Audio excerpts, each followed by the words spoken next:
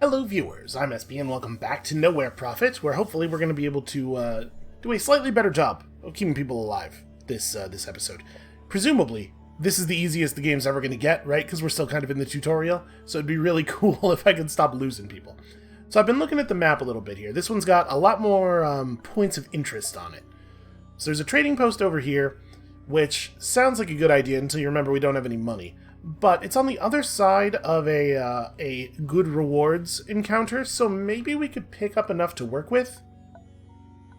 We also are definitely incentivized to do things that might reward us with batteries, because we have enough XP to level up. I just need the batteries to make it happen. So I think we're going to head toward the fight. I don't know if we're going to be able to make anything happen at this market, but I am looking toward like the temple over here, where we will have an opportunity to heal, and that unique encounter that we learned about from the map screen. I think this is roughly our path. We'll figure things out as we go here. We still only kind of know what we're doing, right? A large fortress blocked our path. This was a sturdy structure constructed out of ochre mud bricks. Its heavy scrap metal gate cut off the road.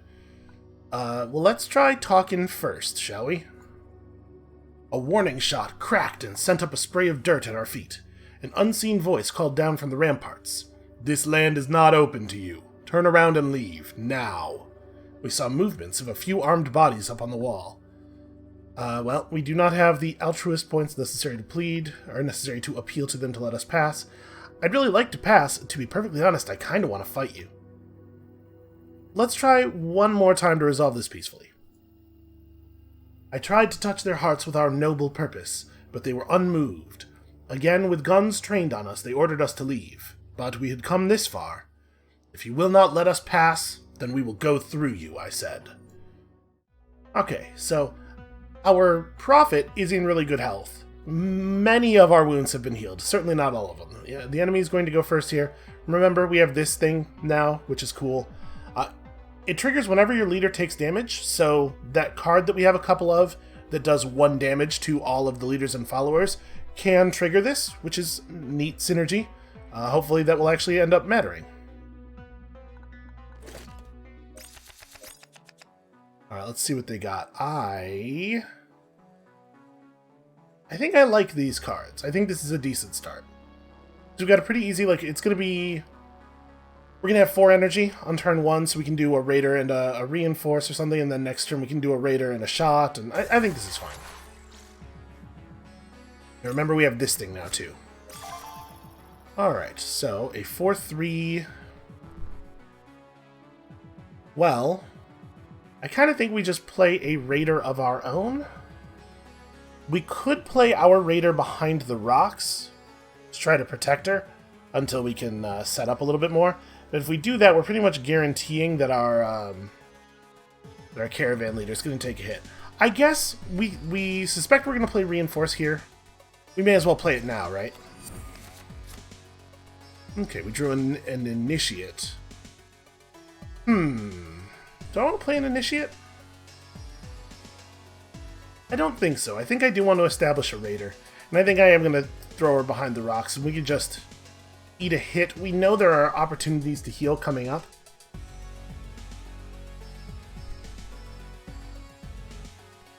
So how does this work? Target follower fights the first target in the opposing row. I'm trying to think ahead to when we might use this, how we want to set up for that.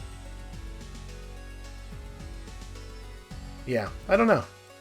Let's play the big raider for right now. And do we want to drop Crashjacker, maybe? Because we have kind of a lot of other stuff that we want to be doing in the near future. Yeah, let's cycle out Crashjacker. Okay, Bandit Sapper's okay. I like a good Bandit Sapper. And that's not so bad. Hardly took any damage there. Ooh. Super cheap Neural Shiv. I like that.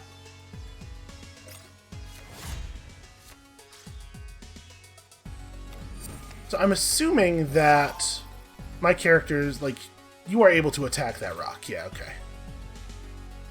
Drew Static Charge, which is definitely interesting. So with Static Charge, we have the ability to, like, we could Static Charge and then shot to break this guy. We also draw ourselves a cheap card. And then we could still play, like, the Initiate, who is then a little bit more interesting. I am not opposed to that. And I want to just, like, I want to get some bodies on the table to set up coordinated fire, which obviously we do not use this turn.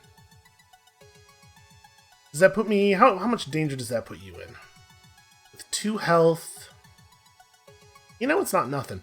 Another thing we could do is we could play this Enforcer this turn, right there, blow up the barricades, and then just charge across and kill the Taunter. That exposes me a little bit, but it's really not horrible.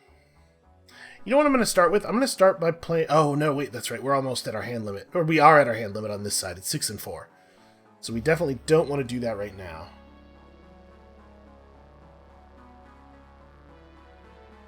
This is a little tricky. You just have a lot of options. Alright, I'm going to do the static charge thing. Let's soften up some of the enemies here. Draw ourselves a cheap card.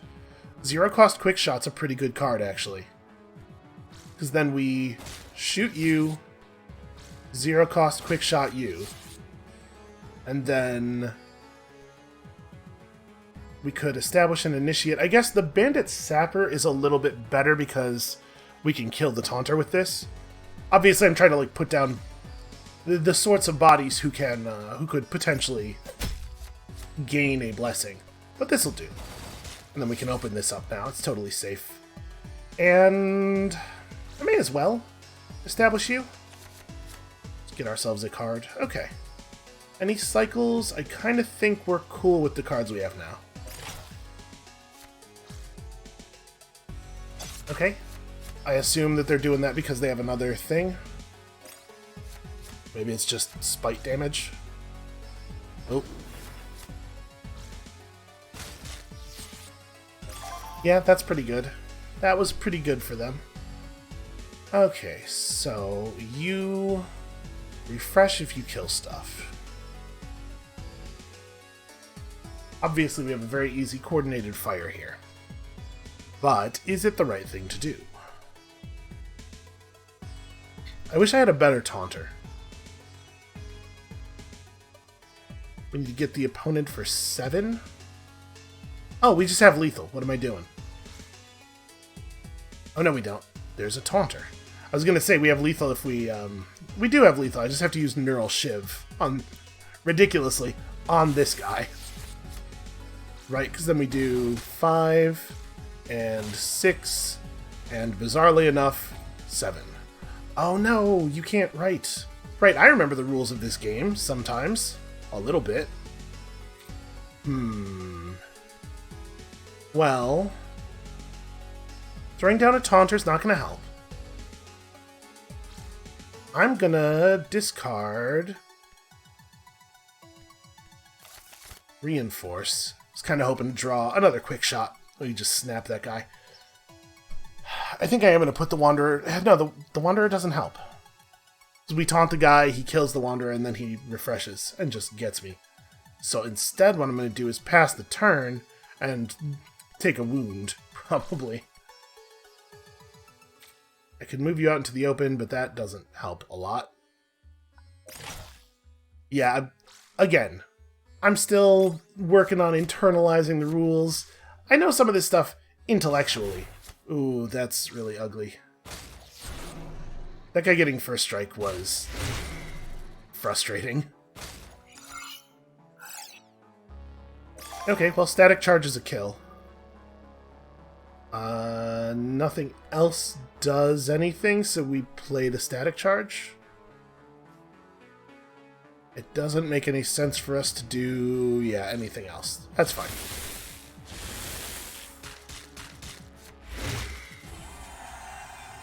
Yeah, I know the rules intellectually, but it's going to take a minute for me to be able to, like, quickly make decisions that make sense. Simple Sleeve, my guess is probably not a thing worth equipping over our good armor. The gate was broken, and the defenders too.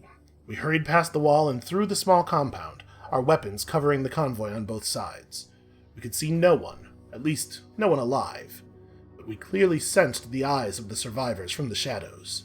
Wherever they were hiding, they were watching us. I mean, I think that makes sense. We gave them a lot of reason to watch us. So let's travel over to the market.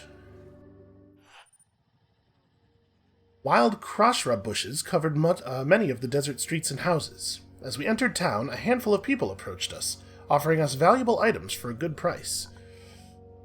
Ooh. We're not doing terribly on food. I will purchase your valuables. Well, 6 batteries. I mean, I'll take it. We need batteries. So we have the option of swapping to the simple sleeve. 2 starting armor. When you play a leader card, refresh your leader once per turn. My leader exhausts? Boy, I feel like I haven't noticed that happening. And, ooh, defend is actually a pretty good card. Can I just dismantle this? Do I have to be in town to dismantle? No, okay, I have to press this. I actually like that card quite a bit. That was a good piece of loot. So, we should look at the store, but I think there's a pretty good chance... Oh, I should sell these bones. There's a pretty good chance we're just going to use our batteries to level up. We should have a look. I couldn't buy anything if I wanted to. There's probably a balance there, a careful balance to be struck between leveling yourself up and making sure you have, like, supplies. All followers with strength 3 or less. I don't love that card. I guess if the situation gets out of control and we start losing combat, Merciless probably becomes pretty good. So we can take on a second coordinated fire. Given its cost, I don't necessarily think that's a good idea. I do like Quickshot a lot. Let's take a Merciless. There's totally a situation where this is good for us. ASB, should you maybe be like, oh, hey, we unlocked an equipment slot. It's possible that we should be not making our deck less consistent, trying to stick to the cards we already have, but too late. We've unlocked a slot. Every few levels, a new equipment slot will become available. Okay, this is just... I don't know that we've seen a lot of items with that on them. Is that... Okay, that's the symbol that's on our armor. So basically it's just like thing that is not weapon. And we can drop a card from our deck, which we probably ought to do. To be perfectly honest with you, I'm not sure about Reinforce. I said a couple of times last episode that I was effectively playing Reinforce for free by cycling it, which is silly because it draws a card, but it draws the other kind of card, obviously. I don't know that Also, Static Charge is fine. With our armor, it's pretty good, but I do feel like we should drop something. Maybe it's Bolster. Maybe Bolster's just not a good enough boost. Like, Blessed Strength is definitely a lot more impressive. I'm going to drop the Bolster. We're not in any danger of making our leader deck too generally costly. Got a lot of really cheap stuff in there. Okay. Don't think there's anything else to do here. That was worth doing, though.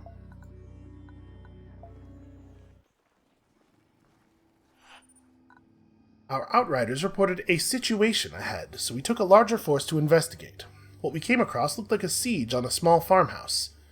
Damn those cannibals in there! They ate our friends! We'll split anything we find if you help us take out those demons, spat their leader, a grim redhead with an improvised projectile thrower.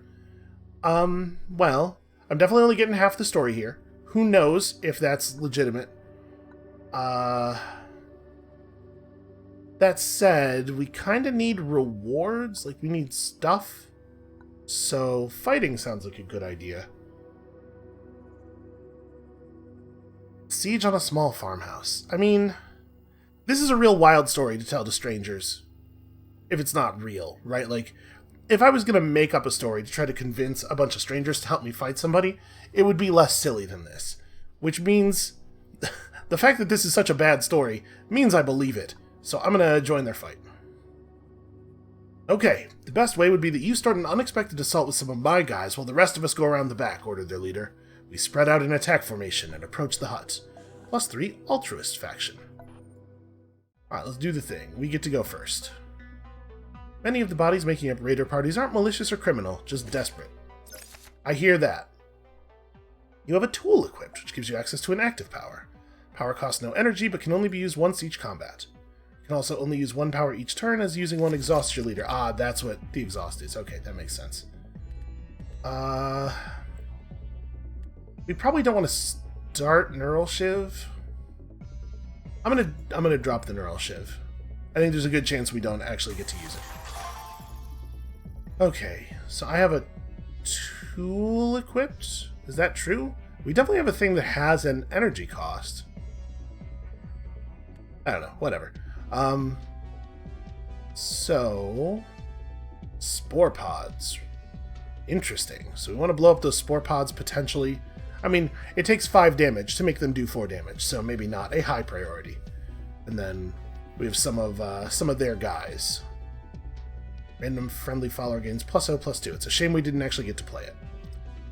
Well, we just put bodies on the table, right? I don't see that there's much reason to do anything else. It is a little bit of a shame that there's nowhere for the beast to hang out. So maybe that's a good reason to play the raider instead. I guess actually, if I'm gonna scrap, we should do it now. You know what? I know I chose not to discard that guy earlier, but I'm choosing to discard him now. Okay. Yeah, let's just go ahead and commit you.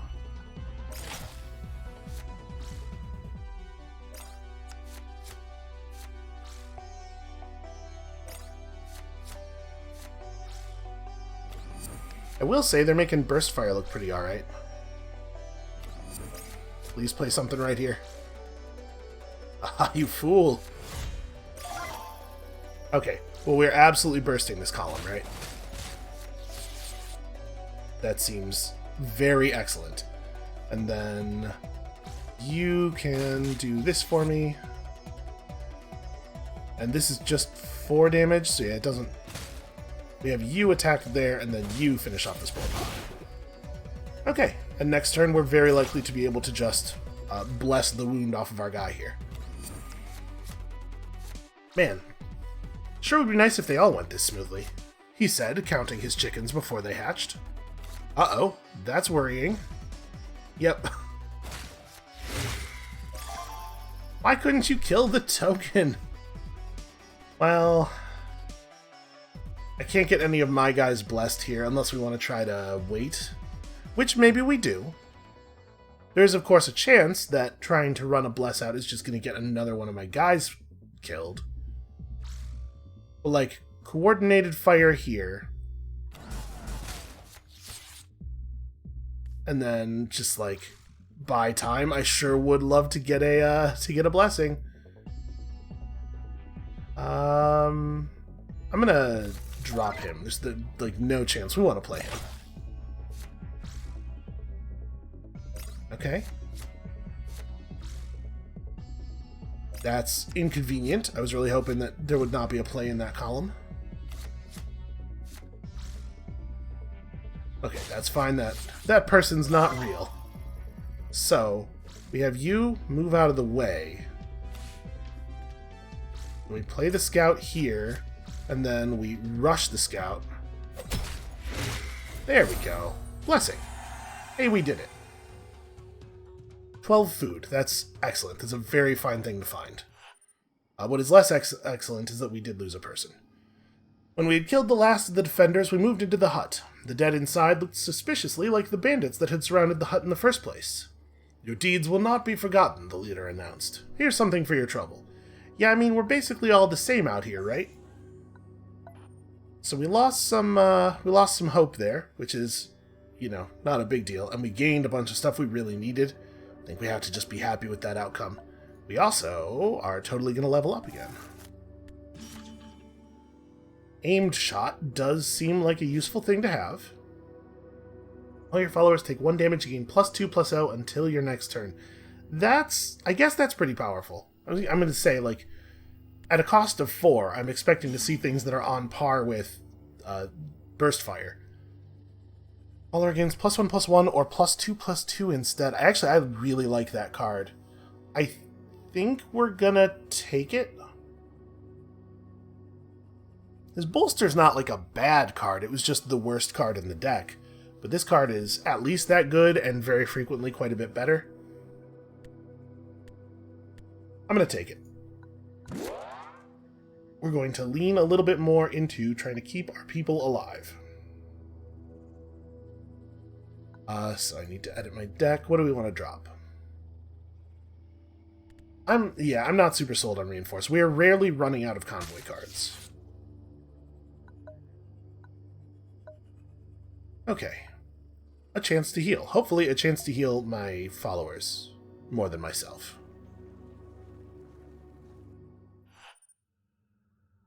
We heard the chant of holy songs before we even spotted the temple. It was a small wooden shack, held together by colorful prayer flags. 2 monks were leading the ceremony, all subtle gestures and gentle glances. Once the service was over and the crowd had dispersed, the monks bid us approach. The interior was dominated by a scrimshaw of that thing again, painted with subtly vibrant colors. "We will tend your wounded and sick," the holy man offered. Hold on, let me make sure that that's, like, is that a real word? Is that a word that exists? I kind of assumed that it was a thing that's only in the game. Okay, a quick Google does not show that that is a real word that I could learn a pronunciation for. Alright, we definitely... do I want to... We don't need to distribute anything. Hope is still in a reasonable place. And I know food is desperate, but I still think we should do this. Love this thing. This was a good find. We really do need to find some food, though. Can we... No, we don't have anything. If we had a whole lot more batteries, we could buy some food. Quite a bit of food, in fact. Well, we don't, so I guess let's just get back out there. We are, in fact, lacking an important travel resource. You can still move, but you will take damage and your followers will begin to starve and desert you. It's important you keep your stock of food and our level of hope in mind. I got it, I understand. We have enough food to move twice. That'll get us to here. And hopefully this will be worth it. Hopefully that will yield something.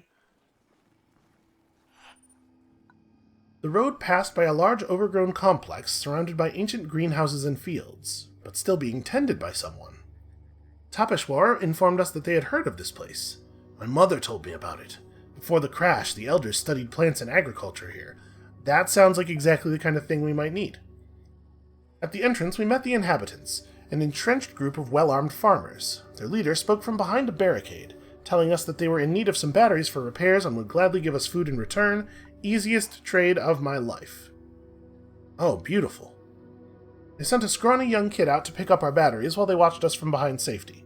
After a short wait, the kid came back toting a cart filled with first-rate vegetables and fruits. Is this, like, these are blue-quality fruits? They give us more food than usual, I think? I assume that that's why that was blue. Okay, well, all of a sudden, all of our problems are solved. Let's go check out this plantation.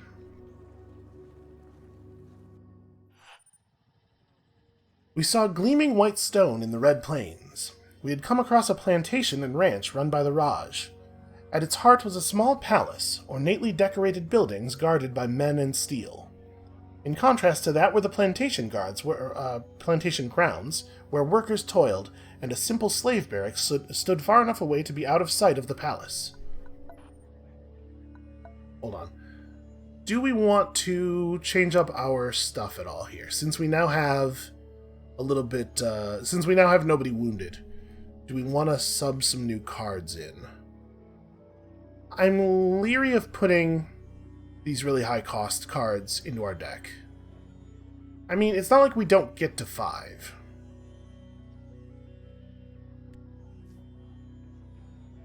I think I'm going to stick with what we have for right now. We don't need to heal or anything. As we approached the palace, well-armed guards flanked the entrance, and a man dressed in the officer's garb of the Raj's guard came down the stairs. "Welcome, I'm General Makul. Normally, the Five Heaven Palace doesn't receive unannounced visitors, but you look like you have some intriguing stories to tell. Would you like to stay for dinner?" This feels like the beginning of a story where things go really bad, but I'm going to stay for dinner. We sure could use food, and I guess hope. We were instructed to wait while dinner was prepared and servants washed our feet. Makul and his officers eventually received us in the dining hall. The heavy wooden table was covered in a spectacularly wide array of delicious-looking dishes. The rich smell of spices filled the room, and our spirits lifted. Over the clanking of the silverware, the commander spoke. "It's a rare honor I share with you tonight. Only through great bravery in the field has the Raj granted me a stay in his palace." Yeah, tell us about the Raj. The Raj is a great leader, and much more capable than his brother. He is stern and unyielding to his foes, but he truly loves his people. He closed his eyes, savoring the taste of the candied fruits, and continued. Many believe him to be a god, but that only lessens his accomplishments. He is a man who has held his house together after the death of his father. He works to protect and feed his people, as do we. But enough about us. What about you? What brings you pilgrims to these lands? So we're unlikely to be able to land a lie. I'm not any good at lying. If we talk about the crypt, we might be letting some untrustworthy people know about a thing that's very important to us. But, I mean, they've extended us hospitality. I'm going to choose to be trusting for the moment. The crypt. Curious. He took another bite. If you ask me, there's no such thing. It's just superstitious tales to scare the kids. But you must really believe. So must your people, with so many of them following you across this vast land. A waste of energy and precious resources, if you ask me. Their time could be better spent in the service to the Raj. Okay, buddy, I hear the edge in your voice there. We want no trouble with you. And neither am I, which is not a response to the thing I said. He's not listening to me. I was merely making polite conversation. The corner of his mouth twitched, a flash of teeth. Do not worry, you can leave freely. I will not take what is yours. The conversation had turned sour, and so we ate in silence. We finished the dinner, and he excused himself as the guards escorted us out. We came closer to the slave camps, but the resting workers ignored us. With the guards standing in the shade not too far away, only an older man carrying some of the fruits he had harvested dared to approach us. Please, you're not from here. We need your help. If you make trouble close to the silos, we could use that distraction to leave this place behind us. I think that we should do that. I think we should do that for them. We sauntered over to the silos, then started snooping around in a deliberately suspicious fashion. When some of the guards came to investigate, Trishna suddenly shoved one of them, causing a fracas. People in nowhere here hate to get shoved. Luckily, we managed to de-escalate the situation before any shots were fired. The dangerous tension had provided an excellent distraction, and by the time the guards noticed it, the group of slaves was already gone. And I reckon we ought to also be gone before they figure out what happened there. Okay, so we are offered a chance to, a place to camp, but we don't really need to, right? Like, we're all good on health and stuff, so I think we just continue forward. With our limited food, I am leery of standing around too long. Our convoy happened upon a small number of stranded wagons. Gaunt figures came stumbling out of them towards us. It was a group of scavengers that had run out of luck on the road. Please, their leather-skinned leader begged of us. Share some of your food with us. We can give you a valuable item in exchange. A map to a buried skyship not far from here. Oh man, that's a lot of food. That would leave us with only one painless move, and there is a food node on the map, but it's actually still quite a bit of travel away. I think... I do not like the idea of not sharing our food, but man, that's going to put us in a rough spot if we do. I apologize, I have to not do that.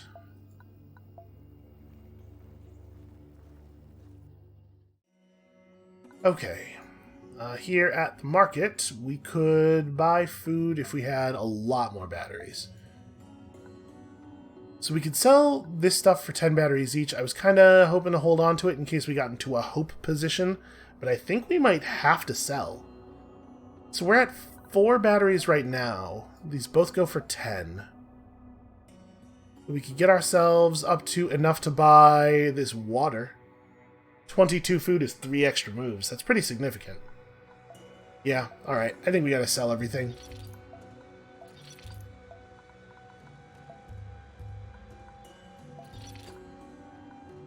It turns out batteries and food, both actually very serious resources. Things that must be managed. Alright, I think we're going to cut around this way to go through here and hit the food node, rather than heading forward and then doubling back and then doubling back again. Plus, I think we're in a good spot for a fight here. Okay, modified transporter sitting next to the road. So, it seems like there maybe are not that many different events, or maybe we just got a little bit of weird bad luck to see a duplicate already.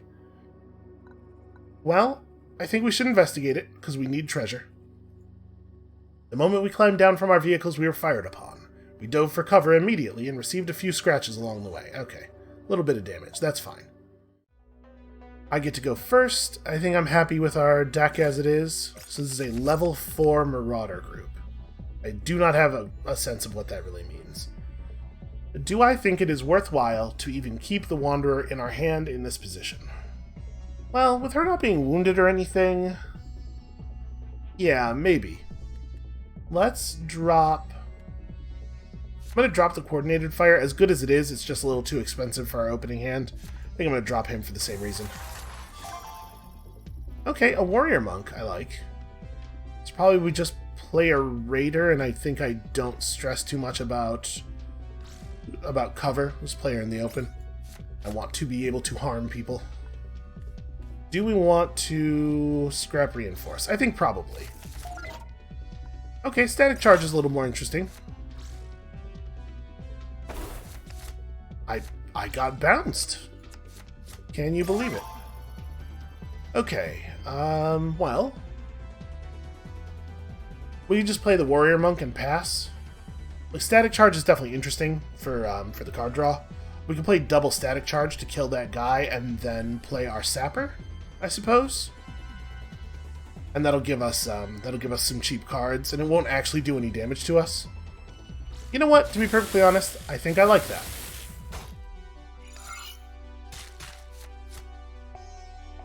Ooh, cheaper coordinated fire.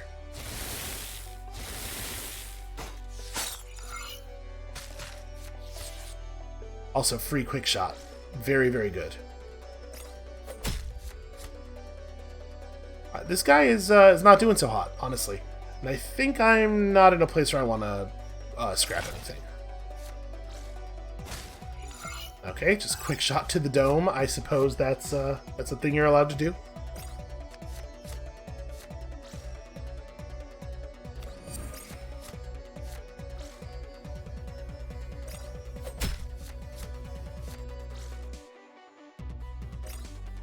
Alright, that's a fair number of enemies coming down there. How do we want to deal with this? Well, we can totally play coordinated fire and kill all three of them. Honestly, that might be it. That might be the whole plan. Just play coordinated fire, drop the Wanderer, and prepare for killing stuff. Because, like, she's actually pretty low on cards now. I think I like that. Don't play so many things that have 2 toughness.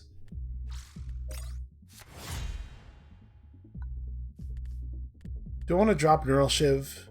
We have so much damage here, I can't see myself playing a 5-cost destroy one thing card at the moment. Okay, 3/3 with taunt, not a big deal.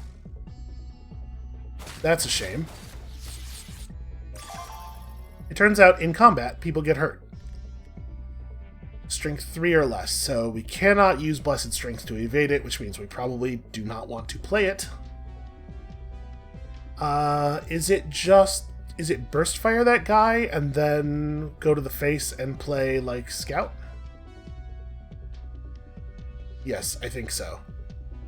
It feels a little bit like overkill, but... we could also Blessed Strength ourselves up to 3/4, fought him with the taunt, and then... and that might have been better. Whatever, it's fine. This is a lot of power, actually.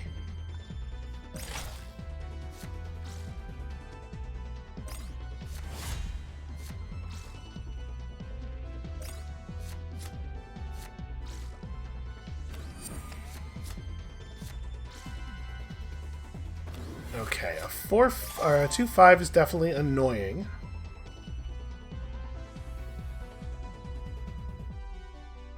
How do we want to deal with that? It's probably just Blessed Strength on the Scout, right? Scout cleans that guy up, and then I don't really have another plan. Unfortunately, there's not really a good way to do this. So we're gonna play Shifty Scavenger. Yeah, there's not really a good way for us to deal with this guy. We can totally get the other one. Let's go ahead and do that. So we're gonna do you up to 5/4. We're gonna play Shifty Scavenger. We want to play it in front of you? We could. It's a shame the way this has worked out. I think I am going to do that. To protect the sapper from this guy. Do this thing. And then I'm going to use the 1-cost quick shot here. Just so that you don't have a free attack into Shifty Scavenger. If we had one more point of damage, I would use it. And at this point, the odds that I'm going to play Merciless are basically 0. Okay, well, this is a good draw. That's a shame. That's just a knife in my face.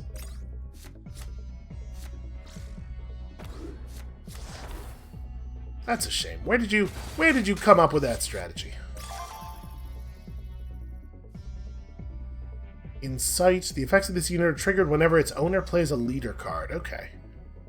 That seems awfully good. So, we have lethal. Trivial lethal. Is there a way to put the blessing on a unit that needs it more? I guess we could attack with you, and then place someone in front of you and use forward to pass the blessing down to them. It can be anybody except for this combat engineer. So yeah, let's do that.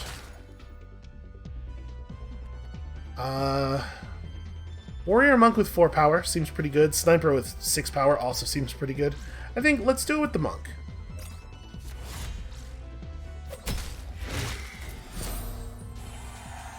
I like this rifle. Forward seems like a really good power. Also, vegetables, hooray! The vehicle itself was empty, but there was a great deal of spare parts that we could harvest from the engines. Having a little bit of trouble with our hope. What seemed like a peaceful and quiet evening was interrupted by shouts and gunfire coming from the direction of our first wagon. We grabbed our weapons and prepared to confront the attackers. I don't think we want to make any changes here. Yeah, actually, that's not... Well... Here, I'm going to drop... I might hold on to you. We'll drop one person, though, so that we might draw a follower we could play on the first turn. Ooh, we could steal a luxury from them. That'll solve our hope problem. We get to potentially steal a luxury from them, I should say. Let's not get too far ahead of ourselves.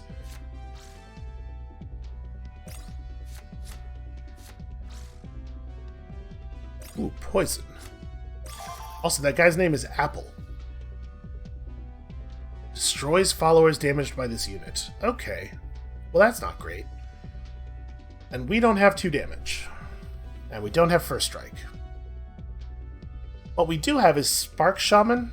We can't. We cannot Spark Shaman followed by Quick Shot, sadly. Well, maybe we can. Oh no, it doesn't do damage to characters. I was gonna say, if this will hit us for 1, then maybe we could get lucky here. Well... Yeah, that means that guy's just going to get to kill whoever he wants. We could put the non-blessed warrior monk in front of him. That just is really crummy. Poison's a problem. Let's scrap Quick Shot, maybe? Okay, I was looking for a card that was going to do a little bit more damage. I guess I should have kept Quick Shot, because if I drew Static Charge with Quick Shot in my hand, then it solves the problem. Alright, I'm gonna do this.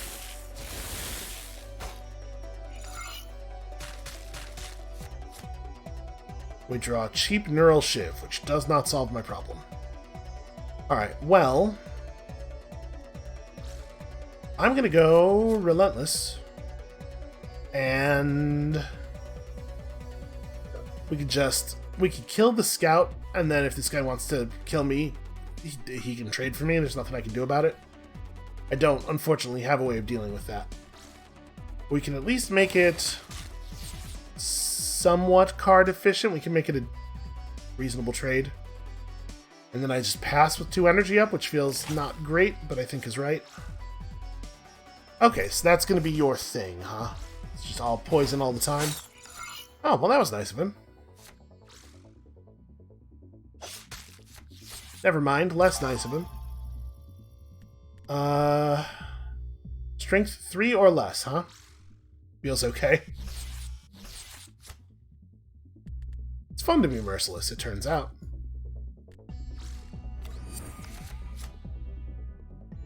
I was really hoping we were going to draw a thing that costs 2 there.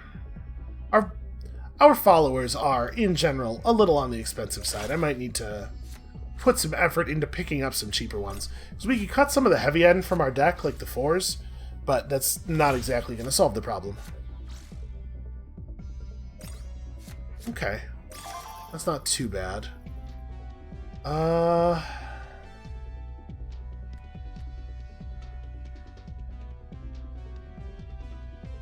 Fury plus shot is pretty good here, I think.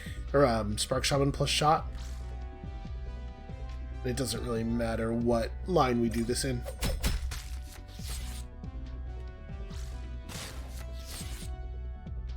Okay, let's recycle. Enforcer's not bad here. I can't see myself playing Devoted Guard. I think Scout was an okay draw there. That's not a big deal.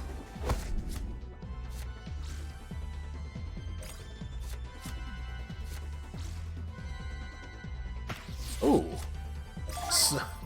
Stun or just kill. Why don't you just kill him? Alright, that's interesting. So we're on 7 now. This puts us in a position to, like, play Warrior Monk and then do a forward, although obviously there's some danger there. Leaves that guy on the table with not a ton of health. Furious Chambal gets... boy. I mean, he gets the job done. Yeah, he's gonna die afterward. But I'm gonna do it.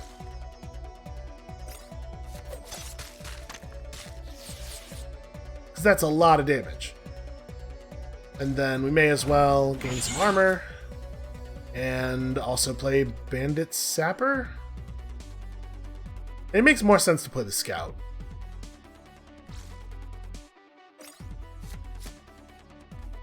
Alright, I am not looking for initiates at this point in the thing. Okay, Shifty Scavenger might be good.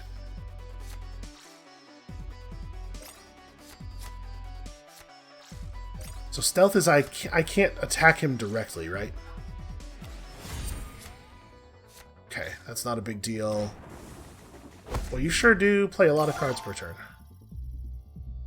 Can't be attacked by enemy units, can attack all enemy units. Okay. Can attack any enemy unit, is what that really means. Burst Fire is awkward. It's a little bit of a problem that the enemies are making no attempt to play in a way that is optimal for my positioning. It's just, like, extremely selfish.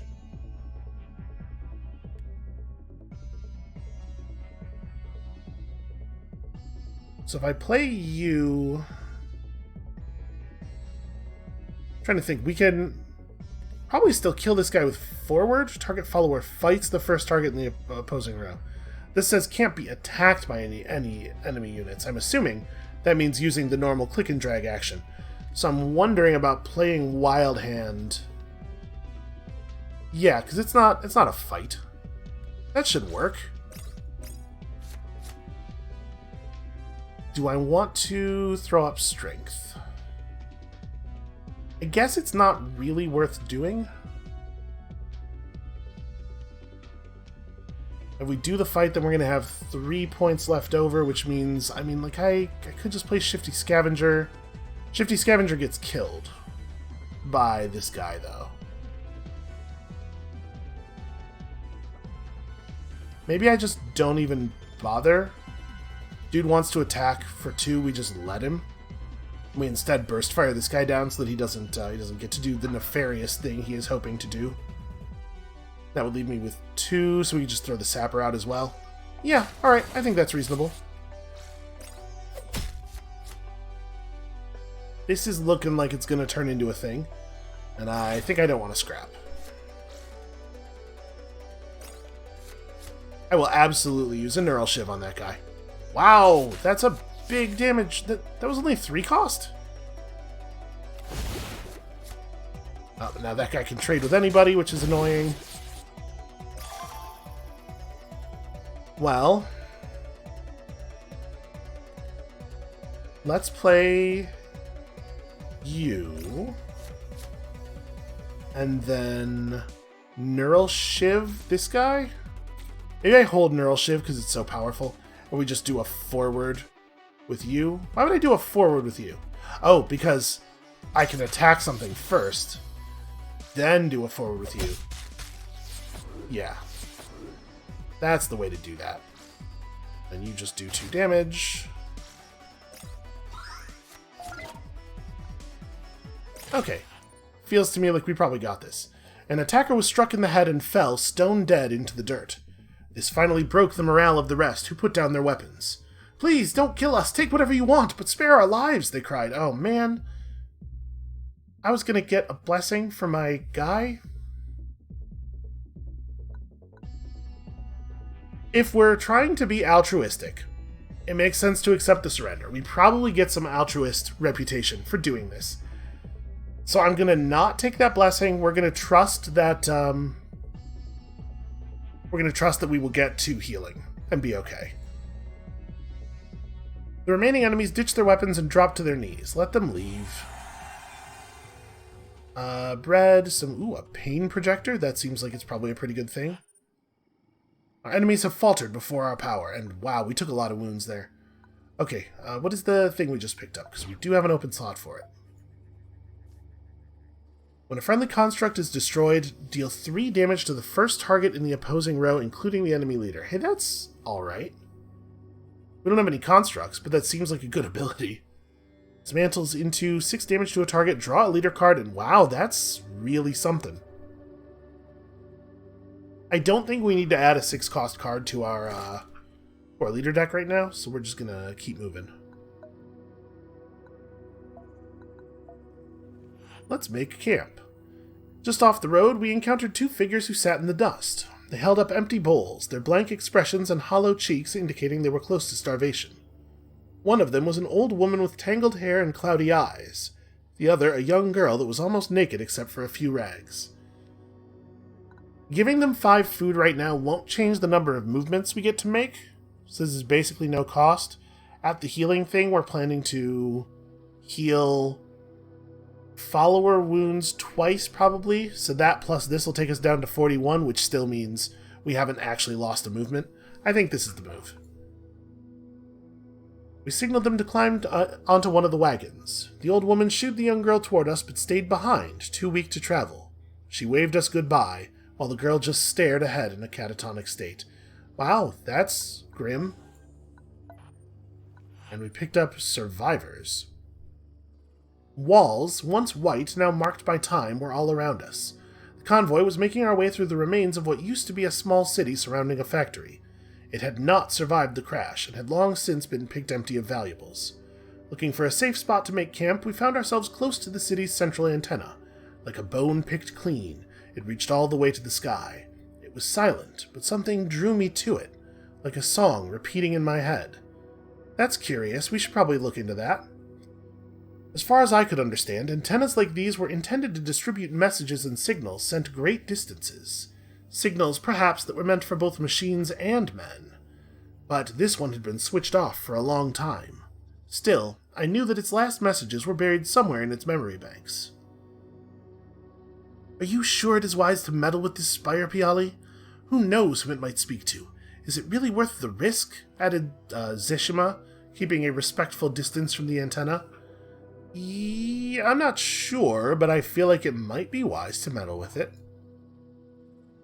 The antenna awoke with a gentle hum that only I could feel.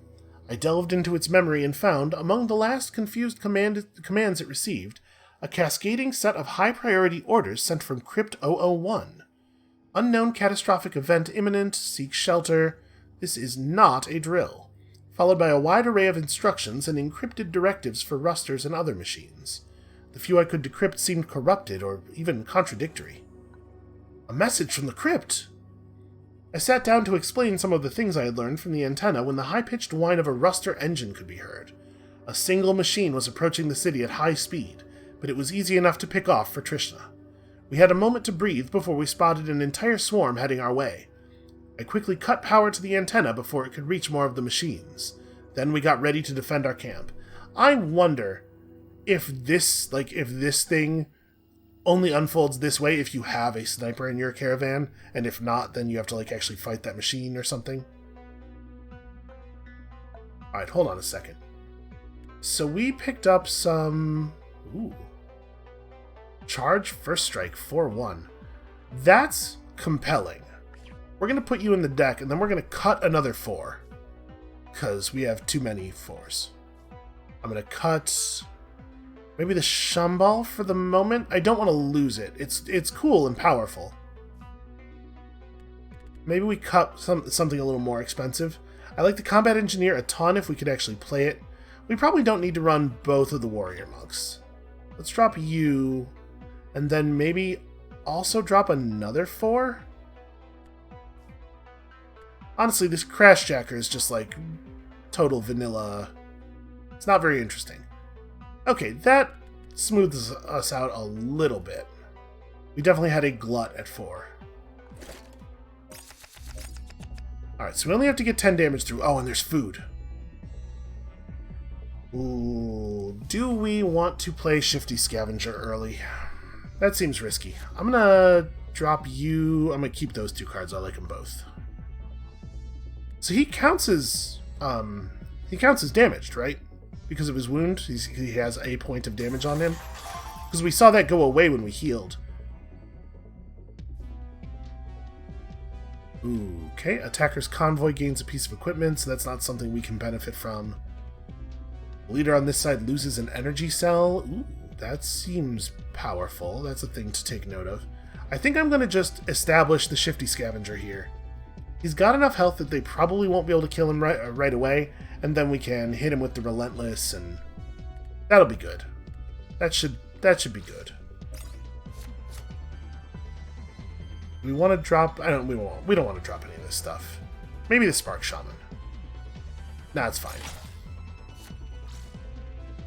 Okay. Easy enough to deal with. Also easy enough to deal with. That's a little bit of a bummer, though. Must you deal 1 damage to me? Okay, what is barrier? Alright, so we have to hit it. We have to hit it twice to hit it. I don't think that's a problem. Do we want to play Spark Shaman? Spark Shaman into Quick Shot? Also, there's, of course, Static Charge into Quick Shot, but that doesn't get me a 4-4.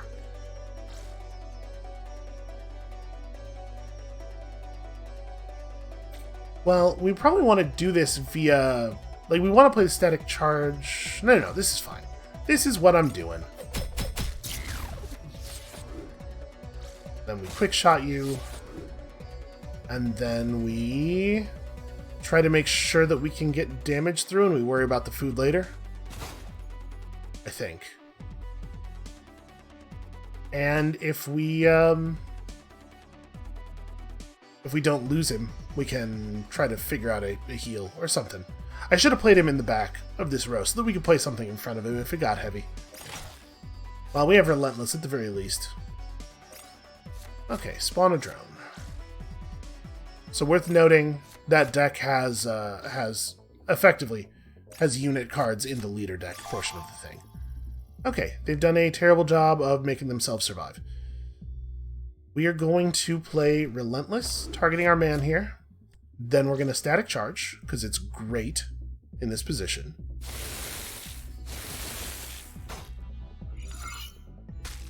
Exactly what I was hoping for. Look at him. Look at how powerful he is. Alright, so we'll take the food, and then just get you for 8. The guy really came through that game. Okay, batteries and water. Excellent. The machine's assault was halted for now, but we waited nervously for more of them to come. Only after night had fallen did the tension slowly ease. Nonetheless, the followers were still wary, shooting concerned glances at the antenna. I could hear them ask what kind of speaker would send out messages that didn't make sense. Okay, we definitely want to... Oh, healing followers cost 3 instead of 2. Well, that's fine. It turns out to be fine, because we made some extra food. Also, we only had 1 heal use available, which is a shame. So we have a lot of stuff. We do have some items we could use to gain some hope. I'm going to do it. I think we probably should. So this will also give me advantageous position. You've just shared a luxury item with your convoy. This increases your followers' hope. It also grants a temporary status effect that will be active only for the next battle. Only the most recent status effect will be active if you do multiples. That's interesting. Good to know. Alright, I feel pretty okay about that. I think that was a good outcome. I'm assuming that my level up is considerably more expensive than I can pay for right now. Yeah, 15. Okay.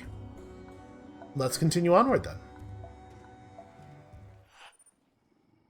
While setting up camp, raised voices cut through the evening air. The spire was dangerous, but it holds wisdom. It can help us. Do you doubt the prophet? By the time I reached them, their shouting match had already devolved into a fistfight. It took a brace of our strongest to finally separate the bloodied duo. Stop fighting. We need to work together. My words calmed them, but their quarrel was not resolved quite so easily. Gulab and Wok still glared at each other as I sent them to opposite ends of the camp. I wonder if that's going to have further repercussions. Even from afar, we could hear the unsettling noise of plasma weapons. Close to the road, a settlement was under attack by a small swarm of rusters. The humans had barricaded themselves in, but they had no chance against the high-energy beam weapons. And there was no way for us to sneak past without drawing attention to ourselves.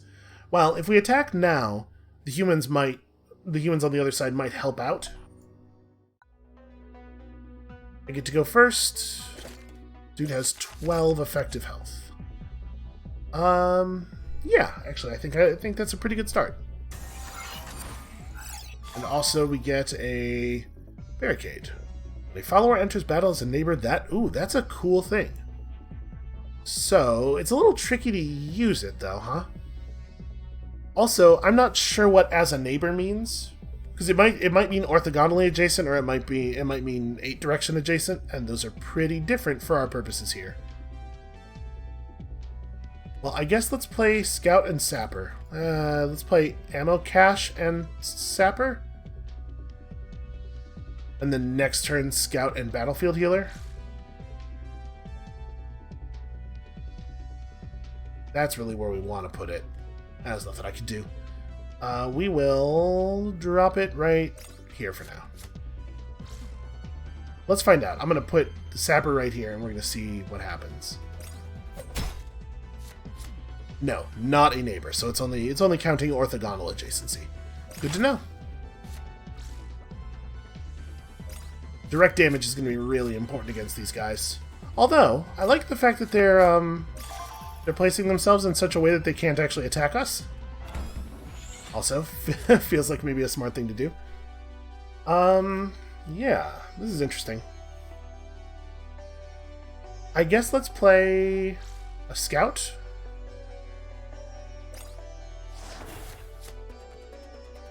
And a Wild Hand. And we can cap one of these guys and just leave the other one, because it'll just attack that thing next turn, and then we can kill it afterward. Oh, stupid me. I should have attacked with the Sapper prior to playing the Wild Hand. Well, you can move to here and start working on this rock, I guess.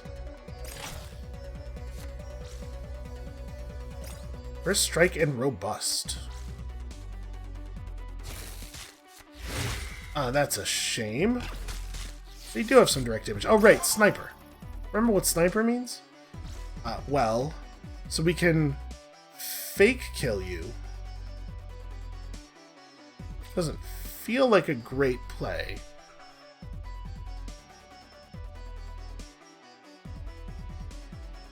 It will be moved back and then healed up to 1 life point instead. So, even if we were to say, use the critter to break the thing, then use forward to attack this guy.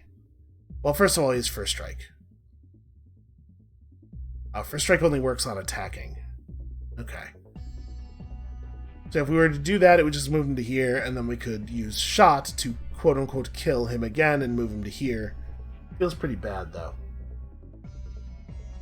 I mean, there's certainly a lot of value in Battlefield Healer. Let's play Battlefield Healer right here and let him be 2/6 at the guy. And then we may as well also play Initiate. And we'll just work on these a little bit.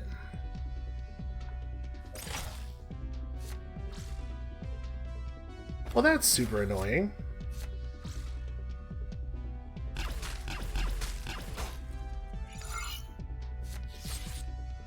Yeah, wow, that's, like, incredibly annoying.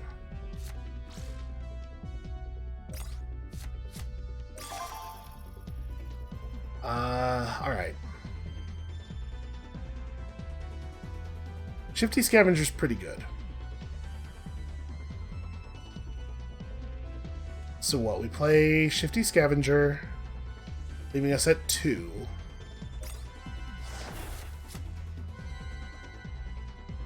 We quick shot this guy, then relentless this guy.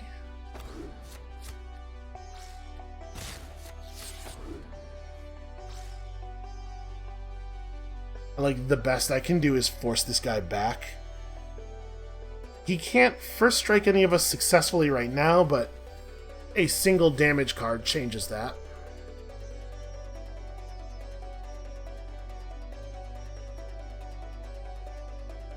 Yeah, I think I have to, right? And then I'm, instead of continuing to fight the rock, going to move you to here because that might open up in a second. And I think that Merciless is... You know, actually, because there's a pretty good chance that the only character we have left is going to be the Scavenger pretty soon, maybe Merciless is going to end up being good for us.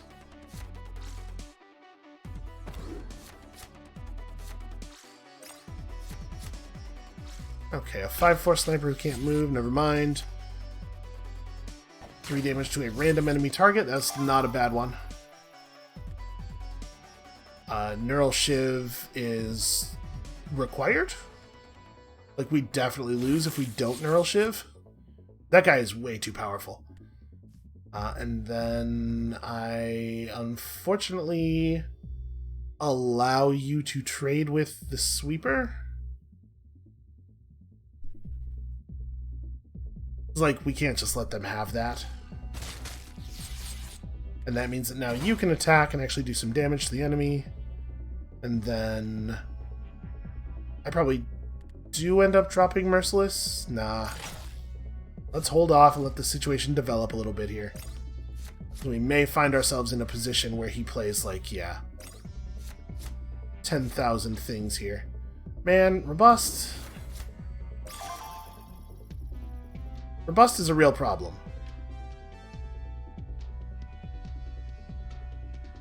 Combat Engineer was a pretty good draw.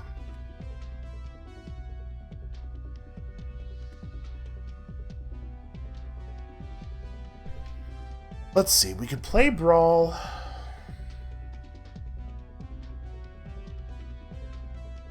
So we can play the Chambal, attack through him.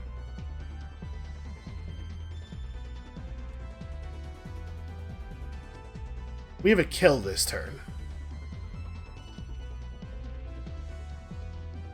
I have to do 8 damage, so it's this, then this.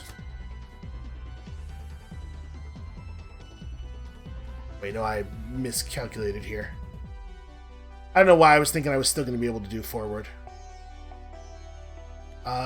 Well, we can still play the combat engineer. Like, this guy's pretty low. We just play combat engineer to taunt and eat a bunch of damage, and then we have the kill with the Shamball next turn instead.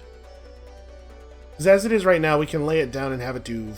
Oh no, it does... Yeah, it has 6 power. I play it here, it goes through the obstacle and eats them. Yeah, okay. I was right, and then I double second-guessed myself with bad math, which is the worst way to second-guess yourself. And everybody knows that a lumber is approximately 6 batteries. These things are identical. When the last of the machines was obliterated, we explored the settlement. Wounded survivors with grim faces stared blankly at us, unsure what to expect. I am not going to threaten them or pillage their settlement. They're going through enough here. Let's ask for their help. What do they got? We lowered our weapons and signaled that it was safe out here. Cautiously, the settlers emerged from their cover. For our efforts, we received not only spare valuables, but also treatment of the wounds. Okay, cool. So they healed 3 of our wounds and also 2 health on the Prophet, and also gave us some batteries. Yeah, things are working out alright. It is getting a little scary on Hope, but we'll be okay. A little off the road, we spotted a creek with clear water and bordered by lush fields filled with berries. We took as much as we could carry. Pretty great. Do we need to use our other... You know what? I'm going to use our hope thing right before we go to the boss fight. Our outriders reported a situation ahead. Okay, so we've seen this. We don't really want to take a hit to our hope right now. Then again, we don't know that that'll be the outcome again. It may well be the case that the events have multiple different outcomes that are selected from randomly. Let's join their fight. I'm going to join their fight because of the fact that it will show us whether it is possible to get a... it may show us, I should say, whether it is possible to get a different result from the same event. Also, level 5 enemy, I'm noticing. It's probably too early to have Combat Engineer in my hand, and that might be true of Coordinated Fire as well, as good as it is. Okay, I like this better. So... it might be right to just establish Battlefield Healer to get a guy with 6 toughness out. I guess we could change our minds on... yeah, alright, let's drop the Warrior Monk. Okay, so we can play Bandit Sapper and also Reinforce, I guess? That's not too bad. I'm not generally wild about Reinforce, but... okay, not my ideal draw.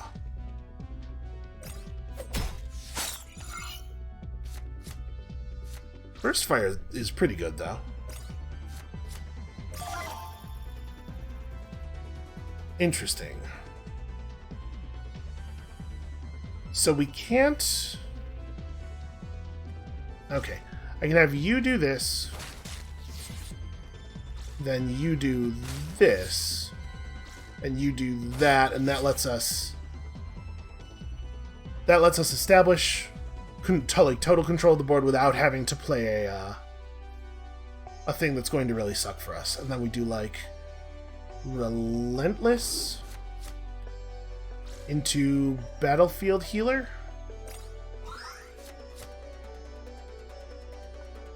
Okay, I like that. We have a really strong Coordinated Fire if it comes to it. Burst Fire obviously is also always good.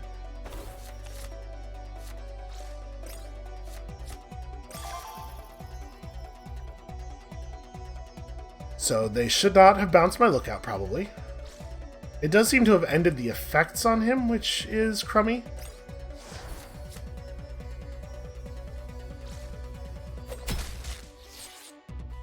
Okay, they just go to the face.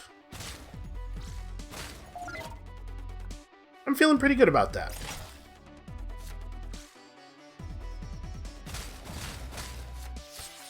Okay, that's not a big deal. Ooh, draw a card whenever this follower attacks. That's pretty good. Do we have... Yeah, we just have lethal on the table. Do I want to... We could pass this lethal damage off to somebody, right? Because I could use forward to secure a kill.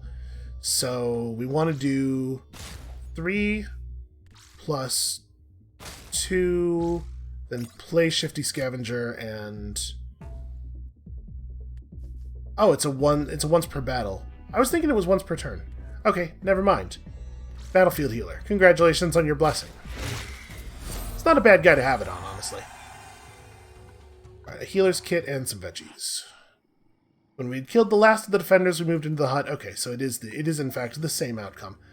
That doesn't necessarily mean that there can't be different random outcomes, though. So we got a healer's kit. Heal friendly follower by 3 as +1 health.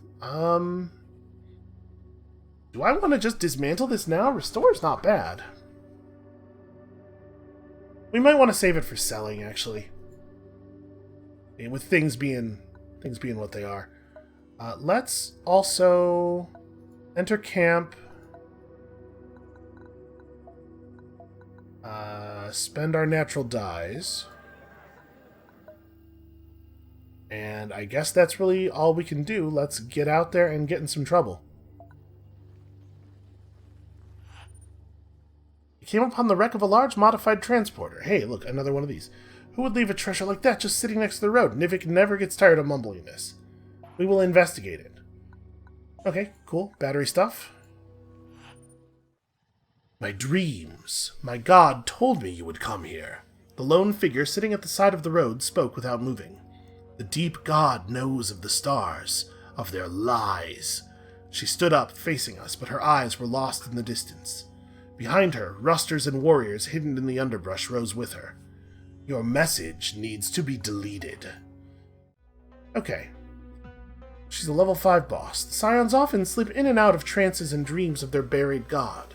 The Bloodhand has weaponized these technovisions to lead deadly strikes. When friendly follower deals damage to the enemy leader, deal 2 damage to the enemy leader. Okay, so I'm going to take a lot of damage. That has 5 uses. Pretty sure we don't want to change anything about our decks here. I like this opener, I think. So... when a unit enters battle as a neighbor, deal 1 damage to that unit. So this is a less good one. We can play this in the front line, though. And then, like, Merciless is pretty good with the cards we have in hand. I think we don't want to play Spark Shaman just yet, so we do, like... what do we do? I might scrap the Jagged Shards. They'll come up again. But I would really love to have a different card. Okay, Relentless is a great example of the kind of different card I would like to have. Okay, yes, a wounded person does count as damaged. That's excellent. Turn 1, 6-4. Yep. That was a random free tile, was it? Weird.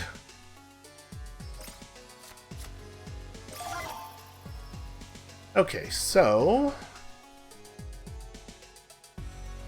it's an interesting draw. How do we want to do this? We could use Quick Shot to kill this guy, or sorry, to pop his barrier. And then...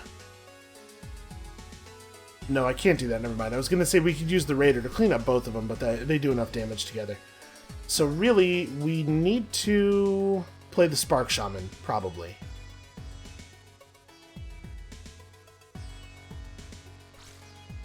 Play the Spark Shaman here. We could potentially use forward next turn. Maybe I just play the Warrior Monk? Worry about other stuff. Worry about other plans and stuff later. The Warrior Monk doesn't die to being attacked by both of these enemies. Buys us a lot of time. Doesn't play particularly well with Static Charge, though. In the sense that, like, he'll be at 1 after they both attack.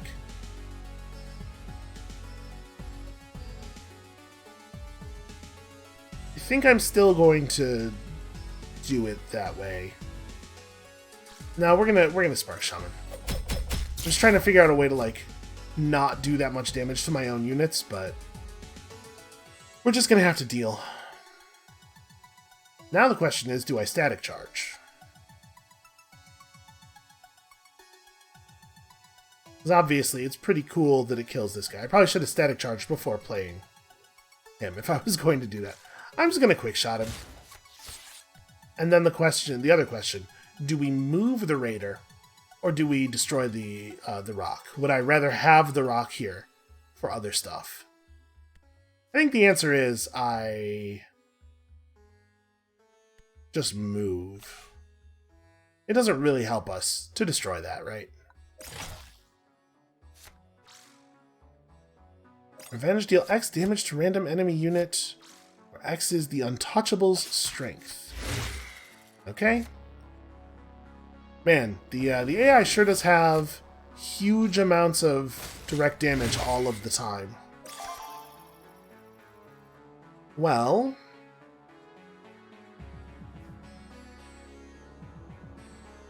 so that kills my warlord. We could just play Merciless, honestly. Yeah. Your revenge is completely worthless because I don't have anything, so take that. Why would that be where you spawn in? Why would you do this to me?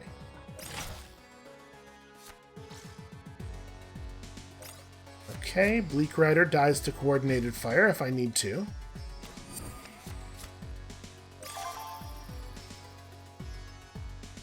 Or Warlord. Yeah, Warlord's a straight up kill. That feels pretty... That feels like the way we ought to do this.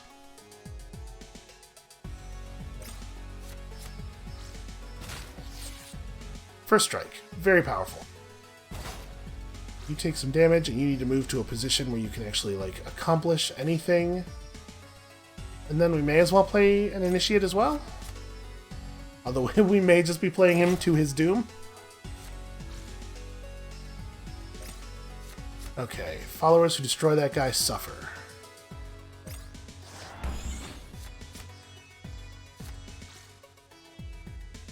That's not great. 2/2 charge is pretty good.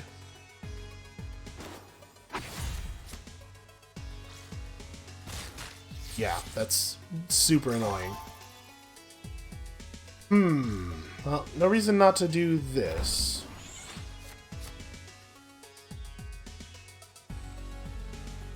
Static charge is of somewhat dubious value, I suppose, because it does kill our critter. But it gets a lot done. It kills everything on the enemy side of the table and it draws me a card. Yeah, sorry little dude. You don't really get to do anything. We could have him attack the Taunter first, but that doesn't actually do anything. Alright, totally free reinforce is fine.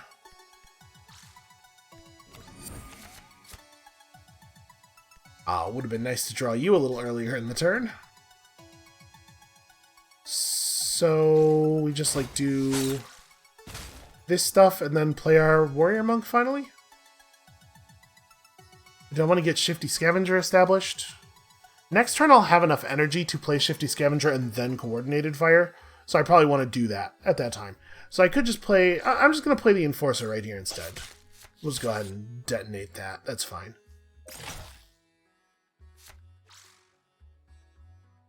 Okay, being 2/2 is not going to save you.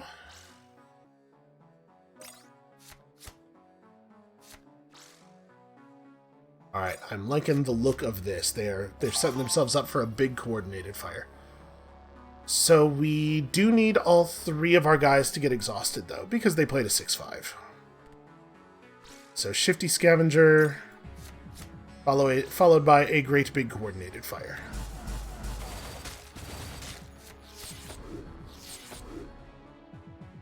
Oh, is this not a... It's a construct. Yeah. Okay, well... You draw a convoy card. Yeah, that's fine.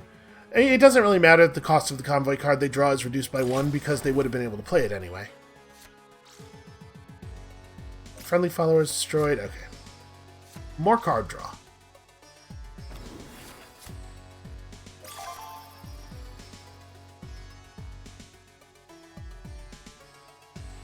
Ferocious... Yeah, okay, so we can play this guy in this row. He will consume all of that stuff. And then the other dude's just gonna have to move. I think that's fine.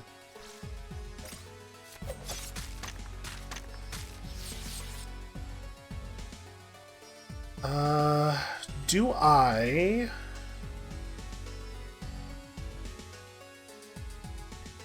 As it doesn't matter who does this thing. We don't want to do it with a static charge, because it just kills one of our dudes. We could play Blessed Strength and then status charge. Yeah. Static charge, and that preserves a bunch of my punching momentum. That would... I should have attacked with him first. I'm still having ordering issues here. You know, honestly, it's not horrible.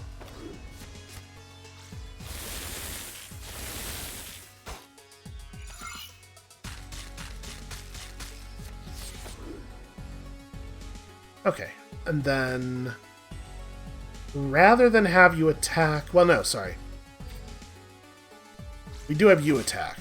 We have this one back up so that we can get that guy into a fighting position. Right, and then we could play the shot, but I don't really need to, and I'd rather save it for potentially killing an enemy. Yeah, like that. We don't need any of that nonsense fighting with our characters. Ooh, maybe I burst fire him. Because we're probably not ever going to be in a situation to get a multi-kill with burst fire. Like, ever again. And burst fire can't deal damage to... can't deal damage to the hero. Or their character. Alright, 6 damage plus 3 damage. Does it make sense to put that on you? No, we wanna put it on him, sorry. Okay, victory. Ooh, poison dagger. The dead bodies of our enemies littered the area, and also some of our friends.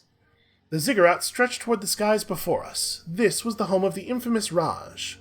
From this giant concrete block, the God King ruled his lands. The monolithic building was covered in a myriad of window slits, and bright red banners fluttered from the top, untouched by time. Around the ziggurat, a sprawling city had formed, a mess of huts and stalls where traders plied their wares. Ooh, hey, we unlocked a class. I don't exactly... Is that like a new follower type, maybe? We got this poison dagger. Target follower takes 1 damage and gains poison until end of turn. Okay. That's a nice, cheap ability. And that seems actually really good. Yeah, I think we actually want to equip that over our assault rifle. As much as I like the ability from the assault rifle, this allowing us to trade up with pretty much anything definitely seems valuable. Okay, and then... Yeah, we have lots of stuff to do. We should certainly heal followers. Heal myself once? Is it just once? Oh, also I have a level up coming. Yeah, let's do it. Oh, wow. Headshot is very serious. Expensive, though. Set follower strength to the highest strength in battle, ignoring the target itself. Energize is a cool thing. Boy, headshot just really kills the hell out of one thing, though, right? Including the enemy. Yeah, the fact that this could potentially kill the enemy prophet, I think is the reason to take it. And sometimes it's just going to sit in our hand and be too expensive to do stuff, but I think it's worth it. Sorry, we don't do this here. We go to the market. We have lots and lots of stuff to sell. I feel like this went way better than the last one. Look at that. I'm rich. We definitely need to do some hiring, though. We lost a lot of followers. Okay, who is cool? Tender's Hand. Fury, heal 5 leader damage sustained in this fight, so you can't use it to get back above. Kennelmaster has Taunt and spawns a beast with Taunt, and also is just generally a powerful card. I love 5/4 First Strike. Man, I love First Strike. Whenever you play a leader card, this guy gets +1/+0. That seems really good. And honestly, just like a 2/5 body for 3 is also very good. Mitch, welcome aboard. And then we need a couple of more cheap guys. Deal 4 damage to all obstacles in the opposing row. Or 2 for 2. I really like Wild Hand. I think Wild Hand has been good for us, so we could use another one. The defender has Barrier. Kind of like Black Star Overseer, too. First target in the opposing row is a follower. Return that unit to its leader's hand. So we get a Mana War. To be perfectly honest, I'm not 100% sure that the tempo effects are quite as valuable in this game as they are in, like, Magic, say, because of the way that people run out of cards in hand so fast here. Like, there's a lot of situations where this is just going to give them something to do with their energy that otherwise would have been wasted, so it's not actually a huge gain. I guess it keeps the thing from attacking for a turn. Yeah. Maybe we buy...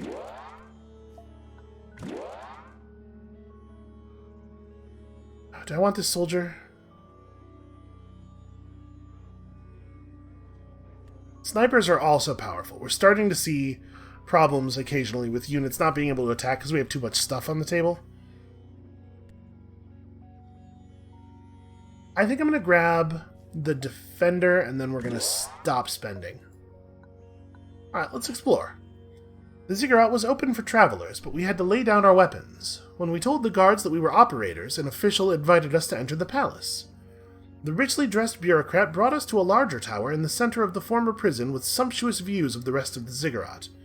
It was lavishly decorated with golden silks and carpets, as well as a small army of slaves, ever busy to keep it tidy. We were brought to a hall and instructed to wait, as someone of royal family lineage would receive us soon. An older man, dressed in expensive black silks, greeted us and brought us to a conference chamber with a giant wooden table. A crystal statue of the Raj stood on the table itself. The man, a distant cousin of His Holiness, told us of the ziggurat's greatness. Then we were asked, rather directly, if we were willing to conduct a mission for His Holiness, or if we could spare a strong warrior for the Raj's forces instead. I'm curious about the job. You definitely can't have Mitch. This is a delicate matter, my friends, the royal cousin confided. We would need you to deliver some weapons. The local political climate needs change. The tension in the room swiftly ramped up as we realized that we had walked right into a cabal aimed at overthrowing the Raj. Well, I don't have any idea whether it's a good thing or a bad thing to displace this leader. I mean, he does seem to have a lot of slaves, and if there's one thing we have been consistently this run, it is anti-slavery. A helpful slave girl guided us back to the ziggurat's entrance. Then we were shown to a supply container at the edge of the market. The girl told us to distribute the weapons that evening in the market's slave quarters, an area that had seen quite a lot of tension in recent days due to food shortages and the guards' malice. Yeah, hell yeah, arm the slaves. That sounds like us all over the place. After sunset, we met yet another contact near the slave quarters, an elderly veteran servant. He showed us the way to a small gate in the fence nearby. We were instructed to carry the weapons to a barracks. If a guard were to discover us, we should show no mercy. Well, we're not very sneaky, but apparently our enforcer is. Alright, I believe in you, buddy. We arrived at one of the larger barracks in the center, exploring an alternate delivery route at the back of the building. We found some loosely attached planks that could be shifted to one side, and eager slave hands peeked out of the opening to accept the delivery. Okay, well, good luck to you all. Obviously, we're not going to be here anymore by the time that starts happening.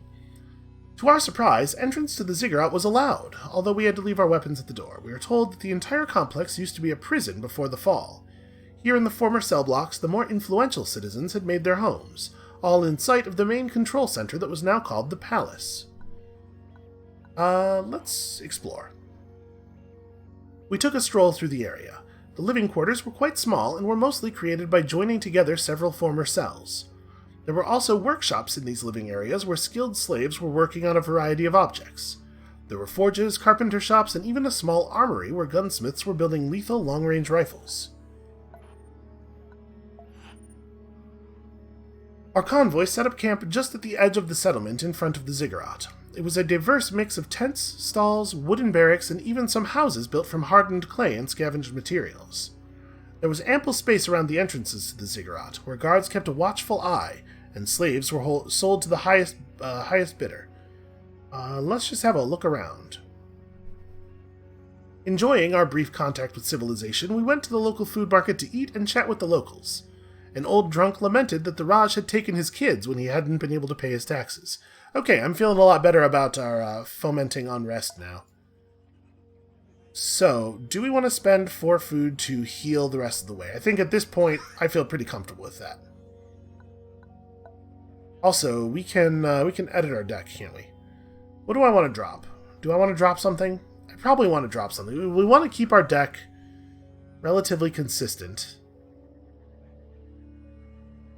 We might not need 2 copies of Static Charge. Here's an idea for consistency. What if we made it so our whole deck was singletons? But right, like, Static Charge is not bad, certainly. But do we need a second one? I'm gonna say no. We're getting good use out of it and everything. I'm not gonna act like I cut it because it's a bad card, but it's definitely, I think, the thing that lifts out the best there. So I guess onward. Pit 9. Rare spot of civilization is a good place to rest and refuel. There's a leper colony. Well, swamp or desert? I say desert with a leper colony in it. At least it'll be interesting. Alright, and I think that is probably a pretty good place to leave it for now. Thank you all so much for watching. I'm enjoying this so far. It's cool. There's a lot of neat ideas, some interesting decision making, and someday, hopefully someday soon, I'll stop making such obvious play mistakes. So come back next time for that perfect, flawless play. And we'll see you then.